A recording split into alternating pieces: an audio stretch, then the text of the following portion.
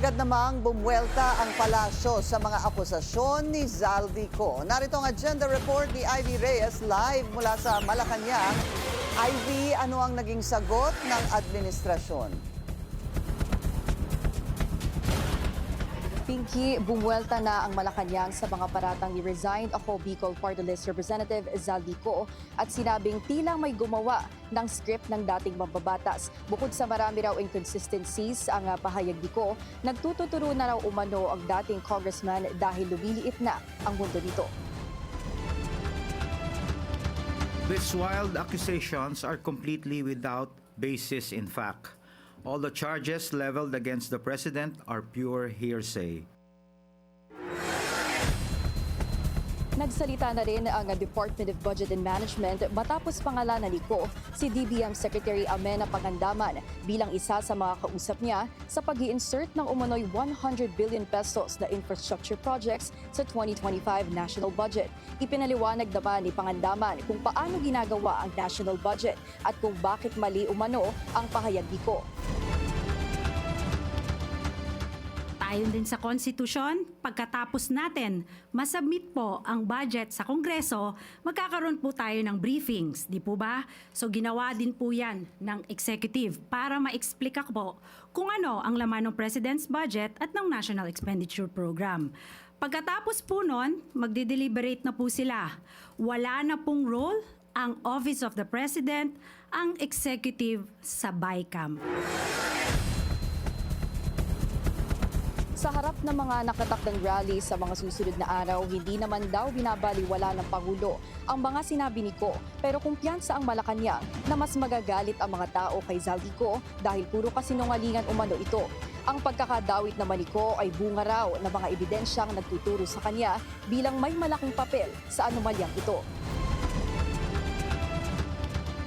Dahil lumiliit na ang mundo ni Zaldico, kailangan niyang umiwas at iiwas ang sarili at mag-name drop kahit walang katibayan at laway lang ang puhunan. Para masagip ang sarili sa paratang ng pagnanakaw sa kaban ng bayan at mapalitaw na siya ang biktima, siya ay magtatahi ng maling kwento laban sa ibang tao. Pinky, pasaring ng palasyo, walang air assets si PBBM. At sa pagitan ni Ko at ng Pangulo, ang ari-arian ni Zaldico at ng kanyang pamilya ay nagsusumigaw daw bilang ebidensya na nakinabang siya sa kaban ng bayan. Balik sa iyo, Pinky. Ivy, ano na ang plano ng administrasyon kay Ko?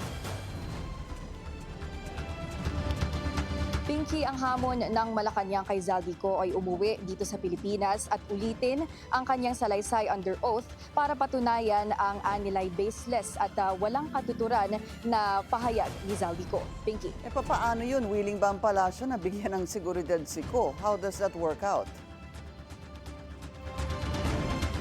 Pinky, hindi tayo binigyan ng categorical answer ng Malacanang sa tanong na yan. Ang sabi nila, patunayan muna ni Zaldico na totoong may nagbabanta sa kanyang buhay dahil sa ngayon ay puro kasinungalingan lang ang nakikita nila sa pahayag ng dating congressman. Pinky.